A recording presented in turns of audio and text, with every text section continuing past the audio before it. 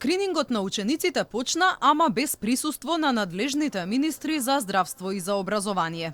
Иако првично беше најавено за почетокот на октомври, тестирањето на учениците почна со задоцнување.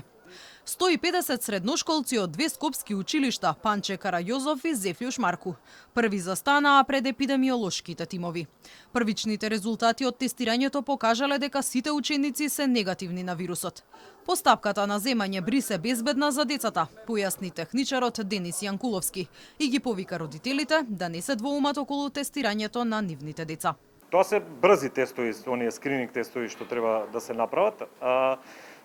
Тие се слични тестови до негде како и оние што земаме цело време и брисеви за короната, меѓутоа и утринава некому кажав дека не треба да се секираат воопшто родителите, да не се мислат, затоа што тоа се истите брисеви со кои што ги носат децата за откривање бактерија, значи на микробиологија кога ги носат.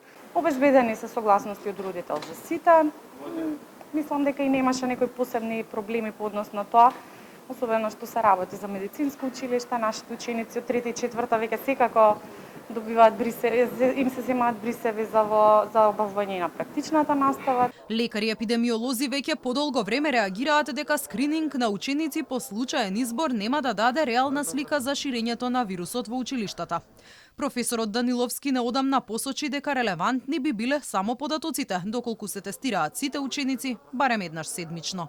Редовно тестирање, минимум еднаш неделно, оптимално 2 пати, на сите 240.000 ученици и тоа е нешто што може да има, вака да речам, вистински ефект во епидемиолошка смисла.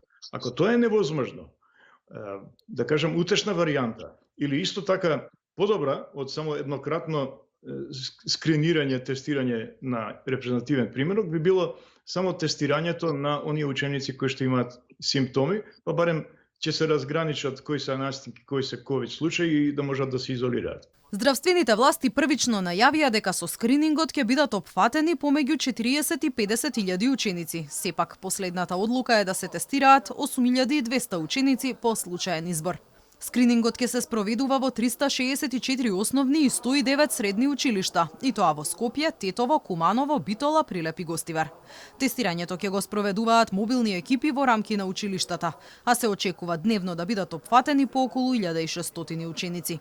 На последната анкета спроведена од сајтот Факултет ИМК, близу 70% од анкетираните родители се изјасниле дека нема да дозволат нивните деца да бидат дел од ковид скринингот во училиштата, а 68% се на став дека ограничен скрининг нема да го спречи ширењето на пандемијата меѓу учениците.